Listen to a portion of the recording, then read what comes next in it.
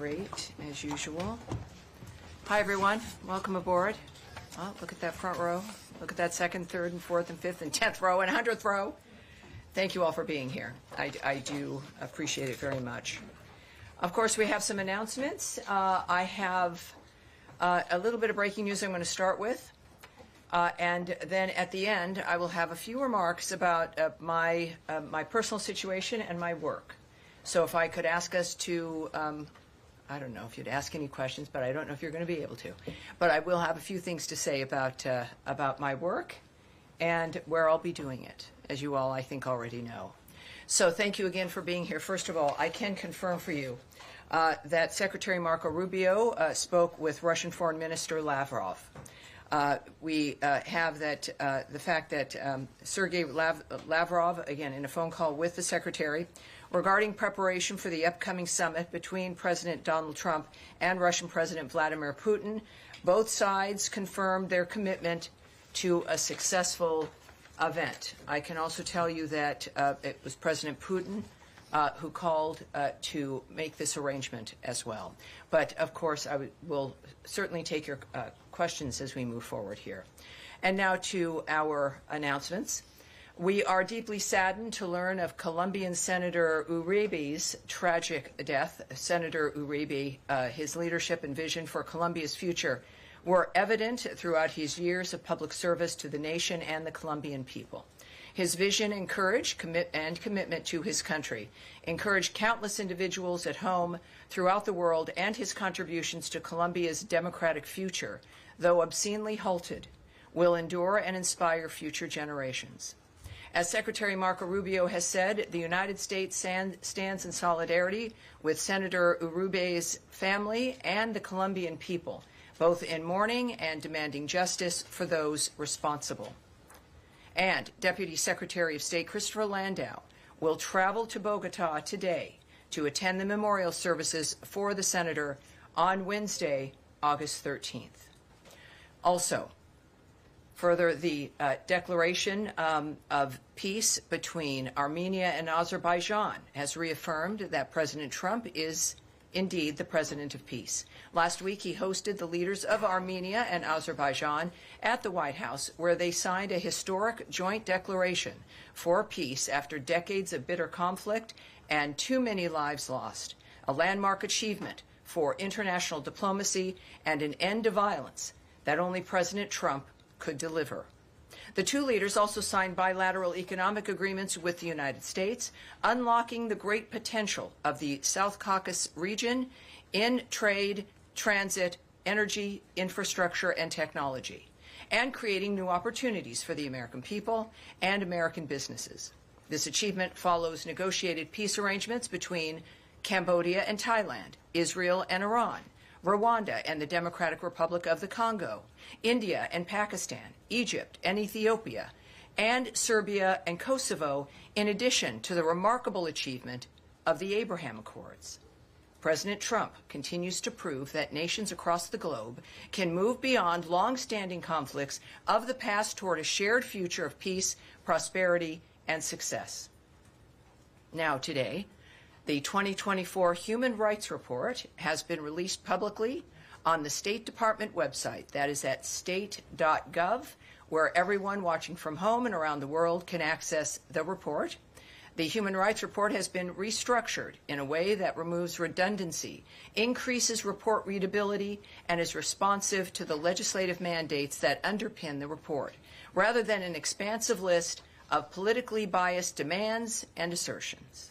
The calendar year 2024 individual reports are more readable, objective, true to their statutory origins, and more useful than ever before.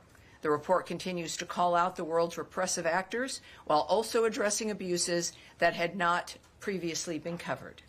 The United States has long promoted respect for international universal rights, including in our own founding documents, which asserts that human beings are, quote, endowed by their Creator with certain unalienable rights, including life, liberty, and the pursuit of happiness. Today, we reaffirm the words of those documents, which have served as a beacon of hope and freedom for people around the world. And again, at the end now of this briefing, I'll have a few words and about some news relating to my own work. But of course, now I am happy to answer your questions. All right. Yes, sir. And when I call you in the front row, if you could announce your name and your outlet, that would be terrific. Yeah, absolutely. Dr. Kurda with Huda Media Network. Right. It's a Kurdish media outlet. First of all, Tammy, congratulations on your nomination by the President for the UN role. Thank you. I'll start with Iraq and Syria. After you raised the concern of the PMF bill at the Iraqi parliament, which you think that it might increase the Iranian influence on Iraq, we saw yesterday the top Iranian security guy, Ali Rajani, he went to Baghdad and he signed a security agreement with Iraq. Do you have any concern with that agreement, and have you pushed Baghdad to not pass the PMF bill? If they pass, then there will be consequences for Iraq. Well, we, as I think we've stated before, we oppose any legislation that is inconsistent with the goals of our bilateral security assistance and partnership and runs counter to strengthening Iraq's existing security institutions. We support genuine Iraqi sovereignty, not legislation that would turn Iraq into an Iranian satellite state. And so I think we've been clear in this particular instance, certainly, and others, that the future of nations should be in the hands of the people of those nations. And certainly our commitment here, as we've made clear, this particular dynamic runs counter to what our commitment has been regarding security in general. Then I'll ask one question on Syria, then I'll let my colleagues ask their questions. The Syrian interim government has refused to join the meeting with SDF in Paris under auspice of US and France. Does the United States believe that the Syrian government, the Syrian interim government, is adequately respecting the rights of minorities like Kurds and Druze who are seeking a decentralized Syria? And have you put any pressure on them to make these meetings happen, especially in Paris? Well, this is why we have special envoys. Again, we're in regions that are unstable, that have had problems sometimes for generations, if not hundreds of years. So that automatically means that continual work has to be done to bring parties together. I will read a tweet from Ambassador Barak, who is our special envoy for Syria. He's noted from, well, was it today? Syria remains steadfastly committed to a united process that honors and protects all its constituencies, fostering a shared future for the Syrian people. And I think that that is his work. We know we've seen, of course, skirmishes reemerge, differences emerge, and that's what negotiators and diplomats are meant to do, which is kind of thread that needle and bring parties together. And that is exactly what Ambassador Barak is doing, and we look forward to his results. All right. Yes, ma'am. Tammy, company do part with Newsmax. Congratulations on your posting to the United Nations. Thank you. Two questions for you. The influential Pakistani chief of defense has met with President Trump once and seems to have developed a strong relationship. Do you think that this will lead to more U.S. assistance to Pakistan via an increase in arms sales? And is this being done at the expense of the president's relationship with Modi? Obviously, we had an experience with Pakistan and India when there was a conflict, one that could have developed into something quite horrible. I was here at the State Department at the time, and there was an immediate concern and an immediate movement with the Vice President, the President, and the Secretary of State in addressing the nature of what was happening. Many of you who were in the room in the days afterward, we described the nature of the phone calls, the work that we did to stop the attacks and to then bring the parties together so we could have something that was enduring. And it's a very proud moment and a very good example of what Secretary Rubio was committed to, Vice President Vance in that, of course, case as well. But the top leaders in this nation involved in stopping that potential catastrophe. I would say that our relationship with both nations is as it has been, which is good, and that is the benefit of having a president who knows everyone, talks to everyone, and that is how we can bring differences together in this case. So it's clear that the diplomats here are committed to both nations. I can tell you also that there has been a U.S.-Pakistan counterterrorism dialogue that was established. At this dialogue in Islamabad, the United States and Pakistan reaffirmed their shared commitment to combating terrorism in all its forms and manifestations during this latest round of the talks in Islamabad.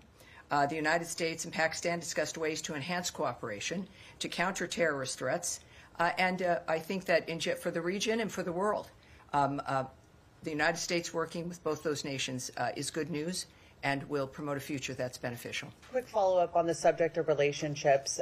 When it comes to the summit with Putin, do you anticipate that Ukraine's Zelensky will be invited? Well, I can tell you a few things the President has said. As I'd mentioned when I opened, that it was Putin who suggested this meeting. It is something that also my colleague Caroline Levitt discussed a great deal just a little bit ago on her briefing. And I think that that's important to know, that the President is viewing this, as she described, as something that was fact-finding in a way to see exactly what was possible. I do also want to bring to you some of his comments which you may not have heard regarding his commitment to our European partners and to Ukraine and President Zelensky.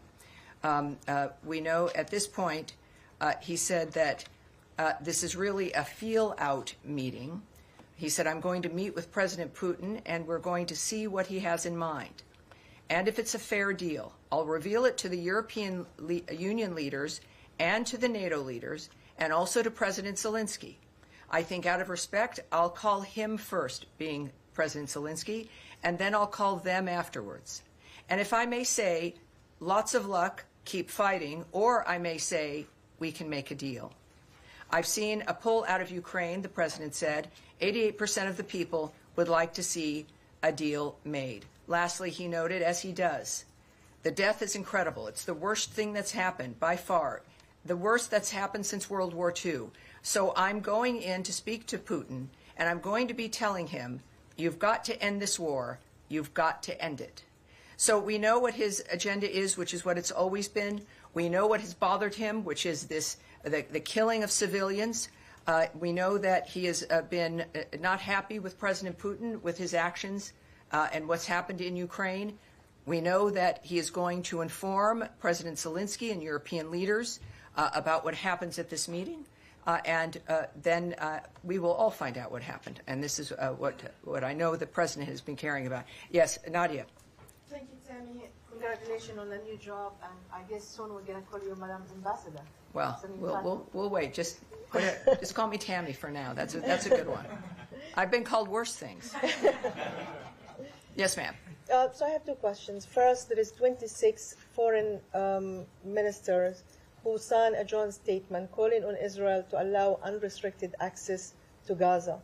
The GHF work is not enough by the standard of every organization that works there, and there is no evidence that Hamas actually stealing the food. So considering that, like international figures, whether it's McDonald's calling on the Pope to visit Gaza before it's too late, why not allowing other ways, including the UN, to help people who are on the precipice of dying, basically, of starvation? Well, I will remind you, and I know you know because of your work, everyone here knows, that situation is rapidly evolving. We've been working from the beginning for a ceasefire, specifically for the reasons you've noted and that we all care about, which is the aid for the people of Gaza. Hamas has been at war with the people of Gaza. We've seen that through their refusal to stop this war. We know that they are the first victims, and our intention is, of course, is to stop that carnage. That's the bottom line. I can tell you that the aid dynamic, there has been more aid that has flowed in. We know that there is an understanding that this dynamic is changing, but even within the midst of this war zone, more food has arrived. I believe the GHF numbers at this point, I was briefed on this morning, is close to 120 million meals. And now, of course, also as we've discussed, nothing will ever be enough in a war zone. The war zone has to stop. It has to end. So that is our recognition here. Our posture has not changed. Our actions have not changed, and yet the situation is fluid, more so than in recent days. And so I would ask you to recognize that, and we're working within that framework. And the UN and also many of your allies have been asking for an independent commission to investigate the killing of Palestinian journalists in Gaza, who reached now at 247, including 5 of our colleagues who were killed the day before. So why not supporting an independent commission, considering that Israel has failed every time to investigate the killing of journalists or doctors or teachers in Gaza? Well, I would take issue with your premise here. To say that Israel every time has failed to do that is not true. We know that, again, this is a nation fighting a war with a terrorist group that have always used human shields, have used hospitals, have used schools. It's been just the worst example of the barbarity of human beings, if you can call them that. It's been shocking. For Donald Trump to make the commitment to end this would be a tremendous gift to the entire world, as you know, and that is our commitment. We also we call on our ally and partner Israel to investigate these situations. I do it from this podium, and the United States does it. We expect investigations, and for a sovereign nation to engage in that, and then we'll follow up on. We see what those results are, but they do investigate. That is one of the things that, unlike other dynamics in war, Israel has done that, and they're transparent about it. So I would say that as we are working on all of this to stop, we encourage Israel always, and they do so as one of our, again, stalwart allies. And I think that their background proves that, in fact, look, they are minding their own business on October 7th. They are constantly dealing with those kinds of attacks. This is a chance for everyone to be able to have a future that is different. That's what we're looking for. Yeah. Well, clearly, yeah. And I can't say for each situation because each one is different. But I know the goal here at the State Department, and why I felt very comfortable working with the people in this building, is that information is key, right? Is that knowing what's happening matters. That is your job as journalists. I respect that immensely. It keeps me centered. Knowing that we have to explain things or talk about them makes us view the news as it's coming up in a slightly different way. Makes us ask questions. That will never end. And so I trust that, well, I will be in some fashion asking the same questions. I know you will be as too. Andrea Mitchell. Thank you. Andrea Mitchell, please. Andrea Mitchell. Thank you so much, Tammy, and congratulations on your new adventure. Thank you. That's what it will be, I'm sure. And I have a couple of things to follow up on that. Yes. First of all, do we have any update on what Ambassador Huckabee said would be 16 new distribution centers for food in Gaza? And as the U.S. tries to deal with 2 wars simultaneously as part of the challenge that the president is facing, Right. With this summit, President Zelensky said today that after the overnight attacks, which were throughout his country, that there is evidence, as far as he's concerned, that President Putin is not committed to peace, but is committed to plans for a new offensive against Ukraine. So going into these negotiations, with what President Zelensky says is an imbalance in what is going on the battlefield right now, how does the president hope to try to get President Putin to abandon this commitment that seems obvious from the battlefield, day after day advancing? Let me answer the first question about... let me just maybe more precisely say, and accept a ceasefire. First of all, we have nothing else to announce regarding the ambassador's remarks about the increase in sites for GHF. Of course, that would be welcome news, but when we see that, we have more, we'll let you know. I'll remind you also that the president's not calling this a negotiation. He is not the one that asked for it. This is what, as I've equated to you before, his remarks were that this is to see what's happening, to see what's possible. So the negotiation, I think, is certainly not the right word. How he expects to get to where he gets, I won't have details for you in that regard, but there's a reason why he's the one there and we aren't. He is clearly, the list that I read out to you regarding being the president of peace is an astounding one. Perhaps it's situations around the globe that just didn't interest other people.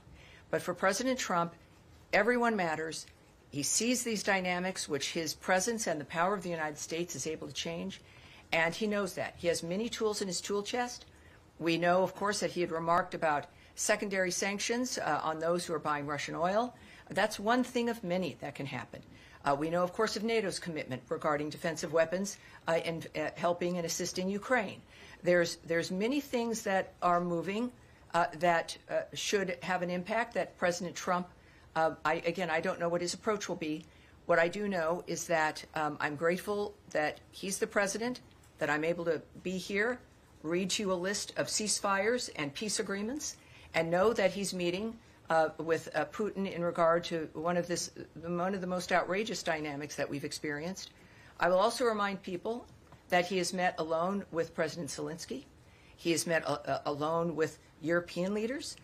This is a man who is doing everything possible and fairly to get an end to this carnage. Just a quick follow-up. Yes, ma'am. There's been a lot written that by just granting Vladimir Putin, who has been charged with war crimes by people, by other countries around the world, by granting him a summit with the leader of the United States on U.S. soil, it's already a victory for Putin because he is the aggressor here and he has refused to agree to a ceasefire. Andrea, this will be it. The president is not operating on what what something might look like. He's operating on how to stop obscene carnage among innocent civilians in Ukraine, and that is he took some heat when he started talking to Putin, because Biden hadn't talked to him for 3 years. You don't make peace through performative actions or theater.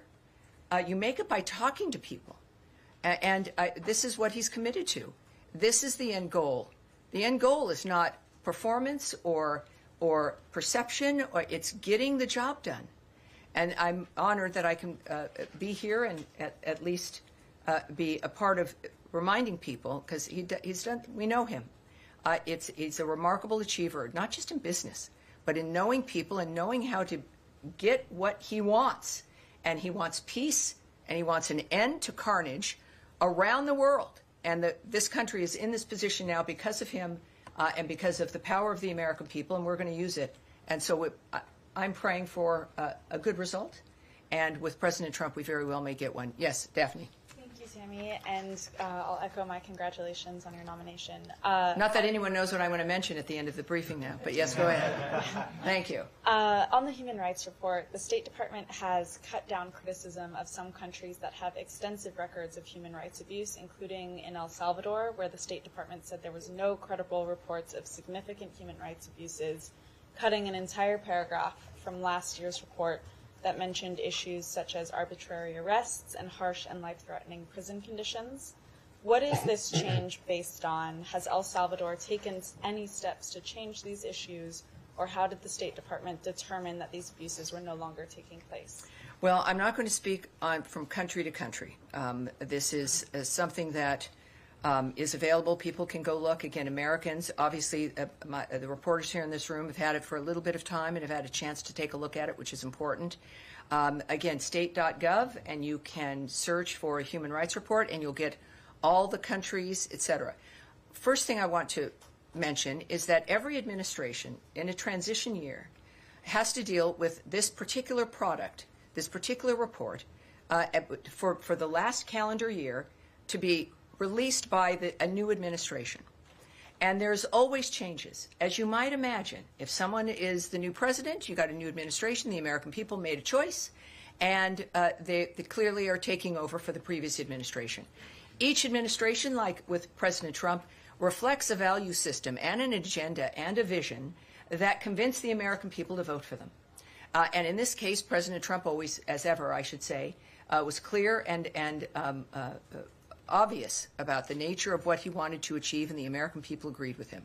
This report, as a result, because it was also late, and many of you noted that, it was late because we weren't, just like with other administrations, we weren't going to release something compiled and written by the previous administration. It needed to change based on the point of view and the vision of the Trump administration. And so those changes were made. In addition to the fact that one of the things we're proud of, and what you'll also see next year, is the notion of something being readable by people, something being a reflection overall of what it is that we're dealing with certain nations. So it does not, the restructuring doesn't reflect a change of any U.S. policy when it comes to human rights. It certainly promotes, as does our work, a respect for human rights around the globe. It does not reflect on any particular country. We've stopped ranking countries, by the way. People can make their own decisions about what nations are doing. So that is one thing also that is over. We also, I want to mention the notion of how large the report had become in its condemnation of nations and its the detailed listing of certain things. But what I can say is, and I think it's pretty clear, that you can issue reports, you can make them giant, but it depends on what we do. The Trump administration has proven from day one their commitment to human rights around the globe and to the quality of people's lives. We will have perhaps some, in this case, smaller reports, but I would suggest that you watch the actions that are taken by an administration and that commitment to human rights.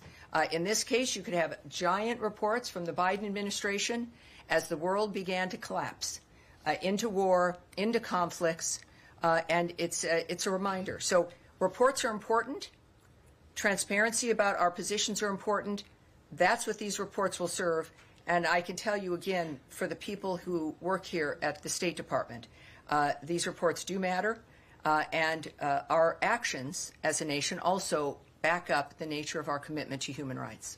I understand that this is a narrowed report, but can you explain why this was changed and why an entire paragraph on rights abuses was omitted from this report? Well, again, I won't go into the details of each country. What I do know is that the approach and the attitude of what we expect, and new complaints are added in. Complaints regarding censorship of people in various countries has been added in that had not been dealt with before. So I'm not going to speak on the decisions that our diplomats have made in looking at the nature of the report of the data that they're receiving. But I can tell you that the nature of the attitude, the reason for the report hasn't changed. It is to make sure people know what's happening around the world, what our posture is toward that, and our actions show our willingness and our commitment to changing the quality of life in people around the world. Yes, sir. Thank you, Tammy. I just want to follow up on Nadia's question. You said that you urge Israel always to investigate, and they do investigate in some incidents. But I want to go back to Sunday's incidents when an airstrike struck a tent of journalists. 4 of them are my colleagues, killing them, and there is no need for investigation here because the IDF statement was clear that they targeted Anas Sharif, my colleague, claiming that he's a leader of a Hamas cell that fires rockets into Israel without providing any proof. And this will add to 238 journalists who died in Gaza in 2 years. 11 of them are my colleagues. 11 of them. And my question is, are you comfortable with all the claims and excuses that Israel made to target those journalists, whether they are my colleagues or the other 200? Well, what I can tell you, and I think what's been apparent from this podium, is our concern about the loss of any innocent life. We've made that clear. The work of the people in this building is committed to that. And it's every day, every briefing certainly, we have examples of that. It is difficult for you. Some of you are war reporters, and you go into those zones, and I respect that immensely. So I'm not in a position, nor will I discuss my feelings. That's not what I'm here for, whether I'm comfortable or uncomfortable. What I will tell you is that we refer you to Israel for information regarding al-Sharif. Israel has released evidence that Sharif was part of Hamas and was supportive of the Hamas attack on October 7th. They're the ones who have the evidence. They're the ones who can be reached, and will hopefully talk with you and certainly talk with others who reach out to them. I will remind you, and this is, again, as we're dealing with a complicated, horrible situation, is that Hamas historically has had members who are embedded in society, including posing as journalists. It is a horrible thing to do for those of you who are committed to finding information for people, to be in that situation. It's horrible in any war. I think some of us, if not most of us, have met someone who's been injured or know of someone who's been killed, who we've worked with because of a war situation. They are a terrorist organization. They launch rockets from near hospitals. They have bases under hospitals and schools. We've seen this happen over and over again. We've become in some ways inured to the inhumanity of that. And what I can tell you is what this administration is trying to do, is trying to stop it, finally, once and for all. That's what I can speak to, is Secretary Rubio's focused passion on getting things done in what is a short period of time. And my goodness, it's been 7 months, and they're doing it. And that's what, again, regarding the specific instance, very big news, but that's my request and my comments on that exclusively. Yes, sir. We're moving on. Go ahead, Tom. I mean, you've said on the killing of these journalists that you refer us to the government of Israel. Yes. I mean, this is one of the worst, if not the worst, single attack on journalists in modern history, this particular incident on Sunday. As of all the journalists being killed, probably many of them by American weapons that are supplied by the Well, let's not. I'm sorry. I respect you enough to know to not project something that serious and saying probably. Let's leave that out. My goodness. Have been supplied by the United States, courtesy of the U.S. taxpayers. So there is a very strong accountability issue for the American government. So on this instance, has there been any internal process to look at what happened and to see whether it was within the laws of war? Well, obviously, there's many internal processes. I'm discussing with you a suggestion about who to reach out to, who has the answers for you. And that is due to the fact that, more than aware, of course there's internal processes, which I will not be discussing with you because of the nature of them and the importance of the diplomatic work that is continuing to this day to stop that carnage. Is there an internal process on this particular incident? I'm not going to discuss the details for you. I'm not going to do that, and I think you know, and I appreciate you need to ask the question, but we're in the midst of not just any conflict, but one that we have stood by and worked on and spoken and dealt with everyone from the beginning of this administration to stop. Special envoys, the president, the secretary, food aid, the coverage, my comments here from the podium. Yes, I mean, it's clearly something that the Trump administration has spoken with about directly. It is clearly a major consideration for this administration. That has not stopped. And it is not something any of us asked for, let alone the Gazan people. But yes, we're working on and dealing with, well, many things that might not be. And just on the human rights report, just a quick question. You talked about new issues, new areas of concern for the administration, one of which is censorship. On the UK and on countries in Europe, this has been a big theme in the report. You talk about censorship of ordinary Britons becoming increasingly routine in the last year. And one of the cases relates to the killing of 3 young girls when there was an online speculation, which was false, that it was carried out by an asylum seeker. There was then very serious incitement to violence against asylum seekers in the UK, leading to very, very violent incidents, and people were prosecuted for that. It's a criminal offence to incite violence and racial hatred in the UK. Your report seems to be suggesting that it's a human right for people to have the freedom to carry out this incitement on American social media platforms. Is that what is a new principle in this report? I would ask everyone to go and read the reports for themselves and come to their own conclusion about the nature of where we stand. We've been very vocal about the issue of censorship, people being able to speak their mind, but it also can't be distilled into a couple of sentences that project a particular political point of view, I say, for context, read the reports yourselves. All right. And now, yes, ma'am. Thank you very much, Tammy. Appreciate it. I have two questions. The Russia's Kremlin noted that North Korean troops will continue to be stationed in Russia, even if the war between Russia and Ukraine ends. Do you think this will be an issue in the upcoming negotiation between President Trump and President Putin? Well, first, again, we'll answer this specifically, is that this is not a negotiation that is happening on Friday. And I do know that there is a very specific, I won't know exactly where the conversation goes. Of course, none of us can know that, except for the two men involved. But we know that, of course, the topic is Ukraine. All right, we are going to move on here. Yes, Sean. Thanks. Best of luck in the future, and thanks for doing these briefings. Of course, my pleasure.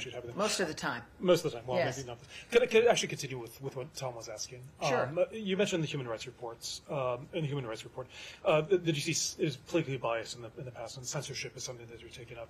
Why is this a human rights abuse in your view? I mean, Secretary Rubio has himself said that the United States is going to monitor social media, people coming to the United States, that they should keep it open.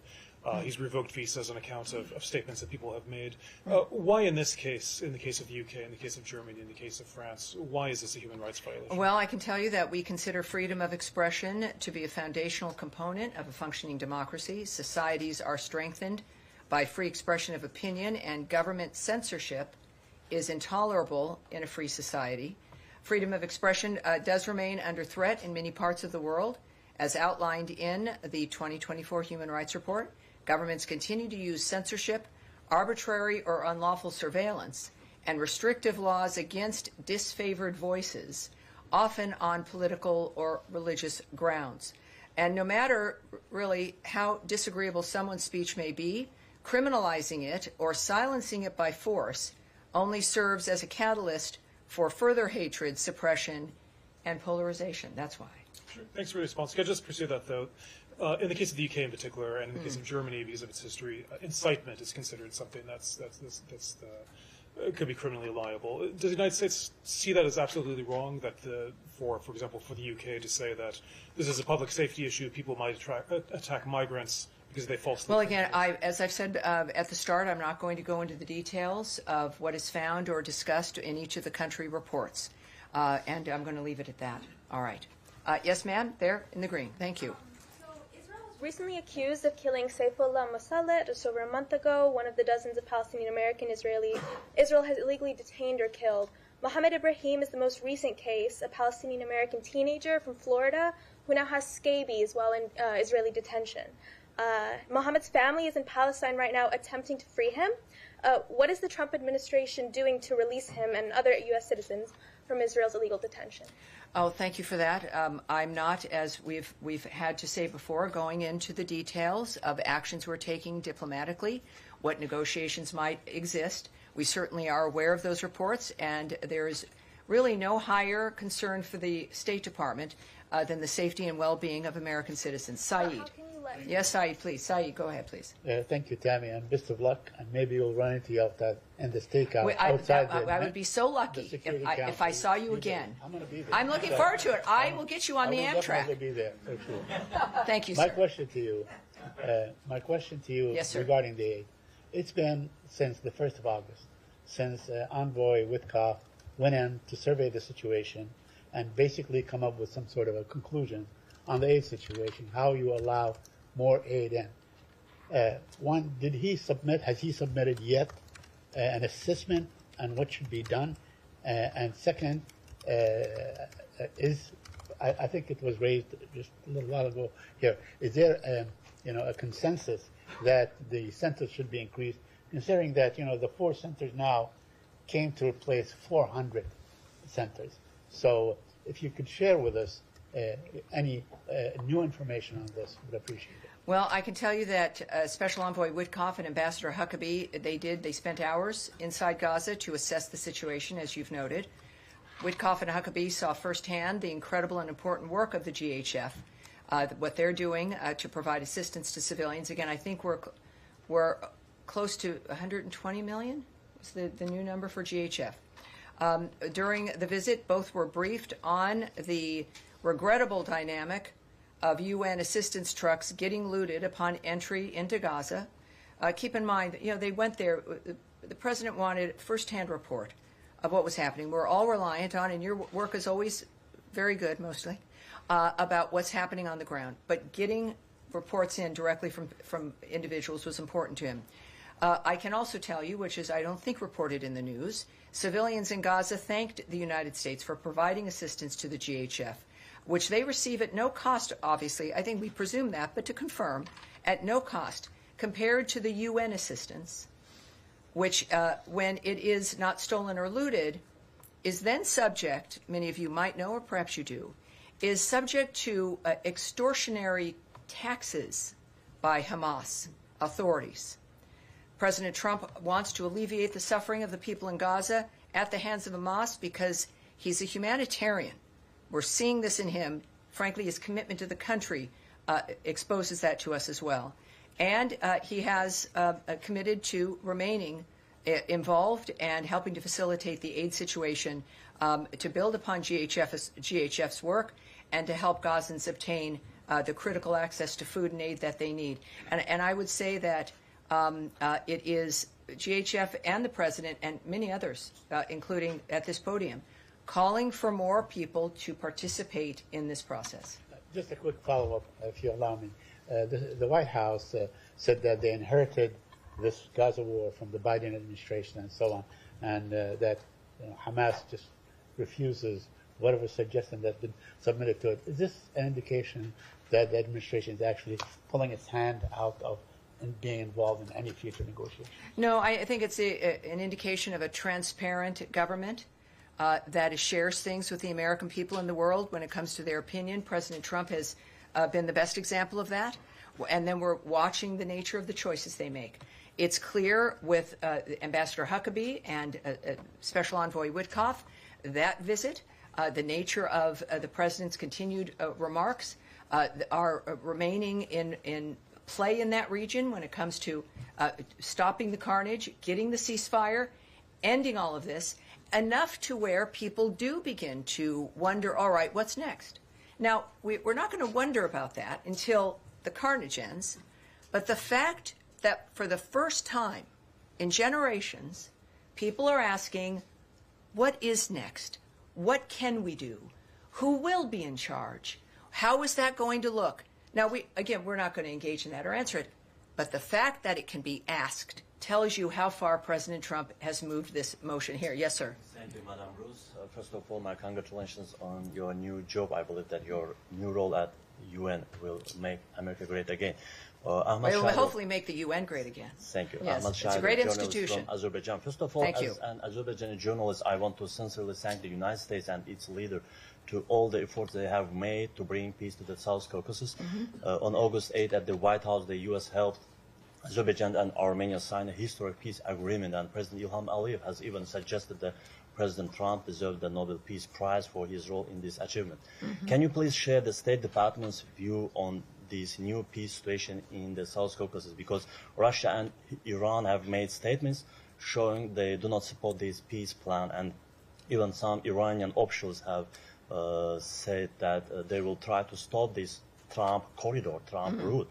What will the United States do if Russia or Iran try to block or sabotage this new peace route? Well, as you, I think, know, I'm not going to speculate on what we may or may not do with certain actions.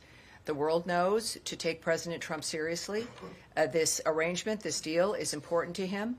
They were at the White House. This matters to this administration. It matters to the world. I can say that some people may not even know because it doesn't get coverage. These two neighbors have been in conflict for decades. I think it's over 35 years now, with countless lives lost and generations scarred. While many have tried, we have to say, the Europeans, the French, and Putin and even Biden, only President Trump was able to successfully bring this these two countries together to agree to this historic peace. So I think what the world knows is that he is committed to long-standing, durable peace between countries, regardless of how long the conflicts have lasted or the hostility has lasted. And that commitment, as we've also seen, he's a realist. It's based in diplomacy, but he'll do what he needs to do to make the most of being the President of the United States and stopping the wars. Yes, sir, in the pink. Thank you, Ms. Bruce. Regarding the human rights report, for example, Israel has been reduced from last year to this year 103 pages to 9, for Russia 101 to 41. And you've mentioned this readability, but some media outlets have claimed that this paints an inadequate picture for some of the countries. So how has the Human Rights Report maintained its mission to educate Americans and the rest of the world that they are getting an accurate picture of these nations? Well, accuracy should not be considered a part of volume. You can have something very, very accurate and have it be in with fewer words, in fewer pages. It's a matter of the nature of the commentary. This is also about the vision and the point of view, the America First philosophy for the President of the United States.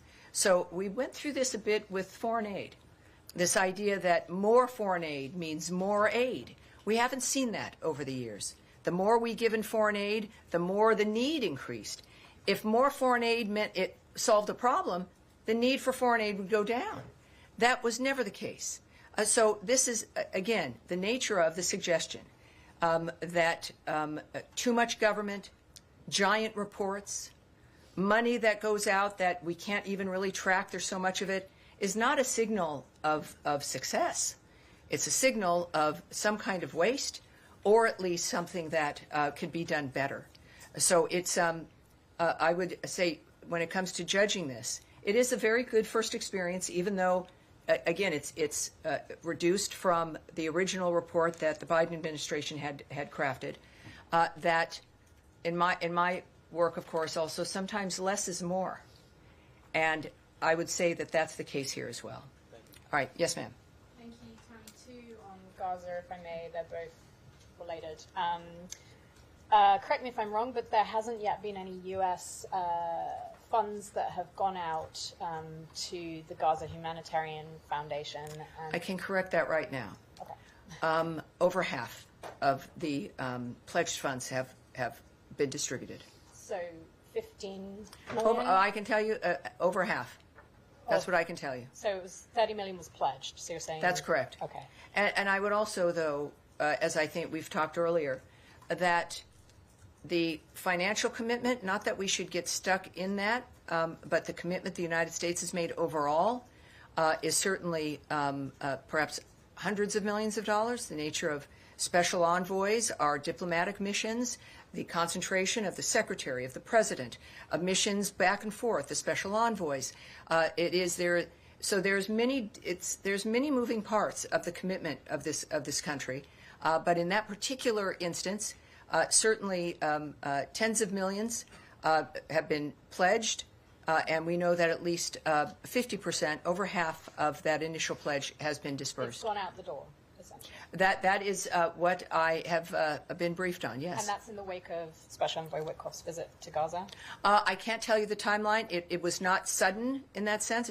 We've mentioned before, for those of you new to the room, is that while there's a pledge, which was important to note, there's still vetting that has to happen, right? Benchmarks have to be met.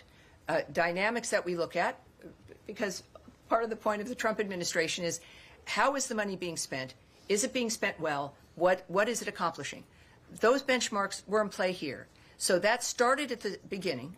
And what I can tell you right now at this moment, without telling you about a space of time, that's what we have dispersed. And just one quickly, thank you for that, and one quickly on ready-to-use therapeutic food, which is also known as RUTF. As you know, that's the food that is specialized and used to treat malnourished children. Your deputy, Tommy, had mentioned that the U.S. is giving some $93 million to helping supply that therapeutic food to African countries and Haiti. He mentioned that last week. Is the U.S. government doing anything to help the likes of UNICEF and or other aid organizations get more RUTF food into Gaza? Like UNICEF had said that RUTF food, their supplies of it are about to run out in Gaza. We've not been able to get an answer from the Gaza Humanitarian Foundation as to whether they even distribute that food for children who need it most in Gaza? Well, I think the evidence of our structure working and having awards be distributed and announced for, in this case, a particular region, that 93 million, tells you that we are working on those aspects. As I mentioned when we first started the reform regarding our foreign aid, that we weren't getting out of the business of helping. That is at our core as Americans in this country. It's a matter of the efficiency of it and the value of it if it's getting to the people on the ground who need it. We've had problems with how much, when you have an award, actually gets to the people who need it. What is the percentage of that at the local area? So while I won't go into the details, of course, I think you know I won't, about other awards that are discussed or what discussions are being had with NGOs or any other nonprofits that are involved. The fact of the matter is this is a part of what matters to the State Department. And as you know, we've had that one description of that one package of aid. And with everything happening in Gaza and our commitment to it, I look forward to seeing how else we're expanding our assistance there. Yes, ma'am. Yeah, thank you. On Gaza, Israel has been blocking foreign reporters from entering Gaza unless they are under Israeli military escort. Does the U.S. press Israel to allow foreign journalists, including American journalists, by the way, to enter Gaza? Well, we're of course leaving that to the government of Israel. We are not going to tell them what to do or inform them how to handle the decisions they've made. Just as again a reminder that it is a war zone, and countries are going to make decisions about who they allow in and who they don't, and that's up to Israel. And on the killing of Al Jazeera journalists came as Israel openly prepares to occupy Gaza City. Has the Trump administration given the Israeli government a green light for this widely condemned plan? Do you support or oppose? Well, I would say you should contact the White House regarding their posture and what the president has said or not said in that regard. All right, yes, at the end there. On the human rights report and then on Gaza. What would you, without getting into the specific reports for specific countries, what do you say to the perception that some of the watered down reports appear to be for countries that have worked closely with the Trump administration? Well, I think that obviously President Trump is someone who's been working with a lot of countries. He's a man who's very active, as is the secretary.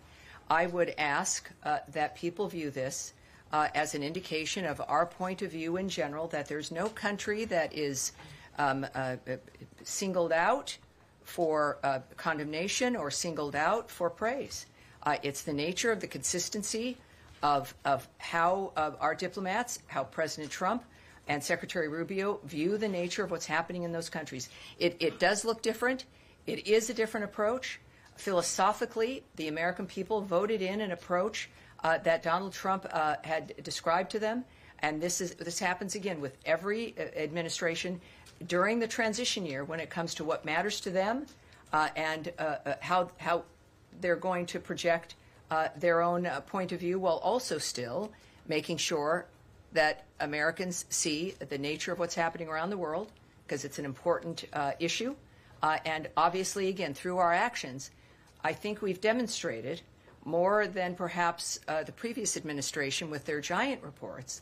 We've demonstrated very clearly President Trump's commitment to a world of peace and humanitarian future where everyone can enjoy and look forward to the future. And two more quick questions. The secretary, when he was I'll take a senator, one more, and then we'll move on here. When he was a senator, he said in 2017 that for the first time in a long time, the report would not be presented by the Secretary of State, and he says, I hope they reconsider. Why isn't he now, as Secretary of State, presenting the report to us today? Well, I think what I've discussed here in general is that he cares about this issue. We've seen him in his Senate career and even his career in Florida, and now as Secretary of State, committed to human rights every day.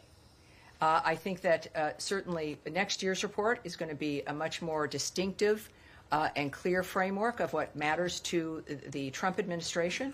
But when it comes to the kind of rollout or the nature of how we're presenting it, I'm here at the podium discussing it with you. It is released to the American public.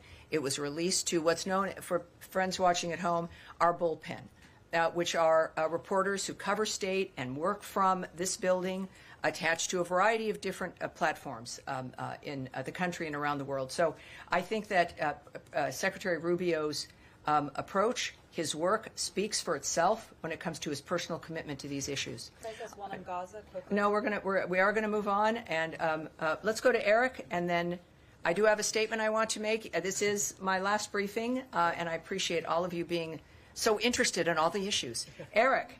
Yes, thank you, Tammy, for the question. Wanted to ask not to remove any suspense from your statement at the end of the briefing, but in terms of keep going. Sorry. The U.S. view on the United Nations, the role of the United Nations. We just last week passed the 180-day mark for the U.S. review of participation in international institutions. Mm-hmm. I assume that the announcement you have for the end of the briefing will make clear that the U.S. is not at this moment withdrawing from the United Nations. What is the argument or the view for that the U.S. is putting forward at this point in the United Nations, in an America First world, the importance of the United Nations and the U.S. participation in it? Well, I'm not going to speak directly to reports that have not been released regarding the review of international organizations from the State Department. But what I can tell you, and I think it is clear, is the President cares about NATO. He cares about the UN. He wants them to be as good as they can be. He wants NATO, as an example, to be the deterrent that it was meant to be. And you can only be a deterrent when you can respond to threats, as opposed to being an entity that gets involved in wars or helps people in wars. And that's, I think, the nature of what the President is focused on, about making America great again, the potential of this country. It's not a slogan. It's an action plan. And that's what he sees, the world, his commitment to the world, what he's doing on Friday, his commitment of his cabinet, of the secretary. It's clear what they care about. The United Nations is a part of that. And I'm honored to be mentioned in that context. But I have to say that the President's approach has been very clear about his caring for the country and how the world operates, and wanting everything to be the best it can be. And that is what his administration, I think, will stand for. If I could ask for that little end that I'm going to, there it is. We're going to close. We've been up here for almost an hour now. I have a few things to say, which involve all of you to some degree. Put down the hands. There we go. We're good. So you have no doubt seen President Trump's Truth Social post announcing his intention to nominate me as his deputy ambassador at the United Nations. His intention was a surprise, as was his request last Christmas asking me to become the spokesperson at the State Department. I was astounded then and remain deeply honored and grateful for the President's trust in me. This is especially moving as it allows me to continue serving the State Department, to which I'm now quite attached. I think that's maybe obvious to some of you, and our great country on the global stage at the United Nations. During my first press briefing, I promised you and the American people that my commitment would be always to speak directly and clearly about President Trump's America First foreign policy agenda and its implementation by Secretary of State Marco Rubio. With the help of the extraordinary men and women who serve the State Department, my team and I worked every day with that promise in mind, and it is a commitment that will continue to inform all of my work. As this remarkable chapter in my life continues, I want to take a moment to thank all of you in the bullpen, and also in this room in general, for your camaraderie, your banter, your professionalism, and yes, even the occasional haranguing, which normally is from the bullpen. Yes, I'm looking at you, Daphne. You've kept me sharp, grounded, and on more than a few occasions laughing. The relationship between the spokesperson and the press is a unique one, and I'm grateful that I know all of you. I also want to thank Secretary Rubio for his faith in me and people I have mentioned often during these briefings, the men and women of the State Department. From day one, your expertise and deep sense of mission have shaped the way we engage the American people and the world. With your help, we made the daily press briefings relatable, enhancing transparency and giving the American people the foreign policy news and insight they deserve. In just 200 days, we've conducted over 200 interviews, provided daily press briefings every week, managed countless major announcements, and delivered department-breaking news, sometimes right in this room, in real time. This success is a testament to your coordination, skill, and strategic work, and unshakable commitment to excellence. Foreign service officers, career officers, civil servants, and political appointees working together for this nation. I look forward to continuing to serve with you as well as support you from New York and beyond. Thank you, everyone. That's it for today. Appreciate it. Thank you. Thank you. Thank you. And you get Tommy on Thursday.